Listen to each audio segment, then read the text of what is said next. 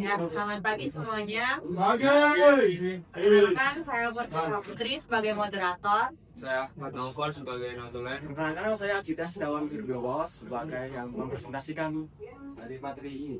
Ya, hari ini Adit bakal presentasiin materi tentang problem based learning atau PBL. Pada Adit, kalian silakan.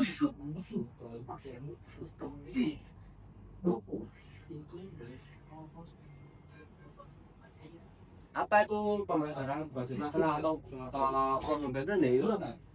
PBL adalah pendekatan pembelajaran yang berfokus pada pemecahan masalah nyata untuk mendorong siswa atau mahasiswa berpikir kritis. Berbeda dengan pembelajaran tradisional yang guru atau sentris, PBL bersifat siswa sentris.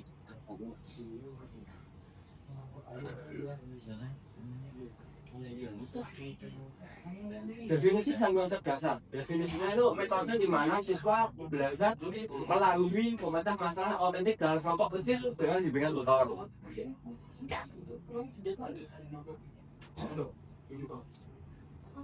Setelah itu ada konsep dasar. Konsep dasar yang utama itu masalah sebagai titik awal pembelajaran. Terus yang kedua itu ada siswa aktif mencari informasi dan mengintegrasikan pengetahuan. Dan yang selanjutnya itu integrasi antar disiplin ilmu.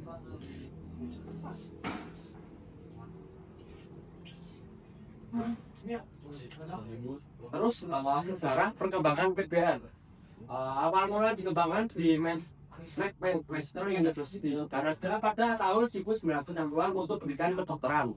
Yang kedua itu pengembangan utama dari Howard Barrow dan Zina untuk mengatasi keterbatasan pembelajaran hafalan. Terus ketiga itu ada perkembangan global. Perkembangan global diadopsi di berbagai negara termasuk Indonesia, misalnya dalam kurikulum Merdeka Belajar. Terus saat ini itu digunakan di sekolah dasar hingga pendidikan tinggi termasuk STEM dan humaniora. Selanjutnya itu ada karakteristik PBL. Nomor satu itu dari masalah terbuka ya. Contohnya itu tidak ada satu jawaban benar kalau mendorong eksplorasi. Terus kedua itu pembelajaran kolaboratif. Contohnya itu siswa bekerja dalam kelompok kecil 4-6 orang siswa tersebut. Yang nomor tiga itu fokus pada keterampilan, yaitu contohnya berpikir kritis, memecahkan masalah dan komunikasi. Setelah itu ada langkah-langkah implementasi PBL. Nah, nomor satu itu memilih masalah ya. Pilih masalah nyata dan harapan. Misalnya bagaimana mengurangi sampah plastik di sekolah? Itu. Yang kedua itu orientasi siswa. Contohnya itu perkenalkan masalah dan bentuk kelompok. Yang ketiga itu identifikasi kebutuhan belajar. Siswa didiskusikan apa yang diketahui dan yang perlu dipelajari. Keuntungan PBL. Selanjutnya itu manfaat PBL bagi siswa dan guru. Yang pertama itu bagi siswa ya. Nomor satu itu meningkatkan motivasi dan retensi pengetahuan hingga 75% lebih baik daripada hafalan. Yang kedua itu persiapan untuk dunia kerja nyata. Dan manfaat bagi guru itu satu itu lebih interaktif dan menyenangkan. Dan yang kedua itu mendorong inovasi dalam pengajaran. Selanjutnya itu ada tantangan dalam PBL. Tantangannya itu nomor satu itu waktu yang dibutuhkan lebih lama. Bukan untuk semua mata pelajaran. Yang kedua itu siswa mungkin kesulitan jika kurang motivasi atau akses sumber daya. Yang ketiga itu guru perlu pelatihan untuk menjadi fasilitator. Dan yang terakhir itu ada evaluasi sulit karena fokus pada proses. Yang kedua itu ada solusi. Solusi mulai dengan masalah sederhana. Pertama itu, yang kedua itu terus integrasikan teknologi. Yang ketiga itu berikan panduan awal dan feedback berkala.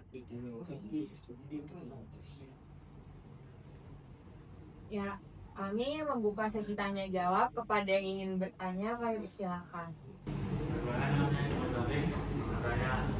Apakah benar PBL selalu lebih unggul dalam pembelajaran tradisional atau ada konteks tertentu di mana PBL justru kurang efektif?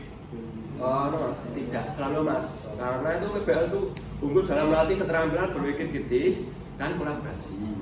Tetapi dalam konteks pembelajaran dasar yang membutuhkan fondasi pengetahuan kuat seperti hafalan rumus dasar matematika ya mas. Terus metode tradisional bisa lebih efisien Keunggulan PBL bergantung pada kesiapan siswa, kompetensi guru, dan ketersediaan sumber belajar. Jadi, efektivitas PBL bersifat kontekstual dan bukan universal. Apakah sudah mendapat Dimas? Selanjutnya ada mau yang ditanyakan lagi? Oke. Ya, boleh kami. Nah, saya benar-benar pernah dalam prakteknya apakah semua siswa benar-benar aktif dalam kelompok PBL dan atau hanya sebagian kecil yang mendominasinya? Realitas di lapangan menunjukkan bahwa tidak semua siswa berkontribusi secara seimbang. Seringkali siswa dengan kemampuan komunikasi tinggi mendominasi diskusi, sementara yang lain pasif. Hal ini menunjukkan perlu strategi fasilitas yang lebih cermat dari guru. Misalnya, dengan pembagian peran, refleksi individu, dan penilaian berbasis kontribusi nyata, bukan hanya hasil kerja kelompok saja. Apakah sudah menjawab Mas Dewi? Baik, mungkin sekian presentasi dari kami. Saya ucapkan terima kasih. Wassalamualaikum warahmatullahi wabarakatuh.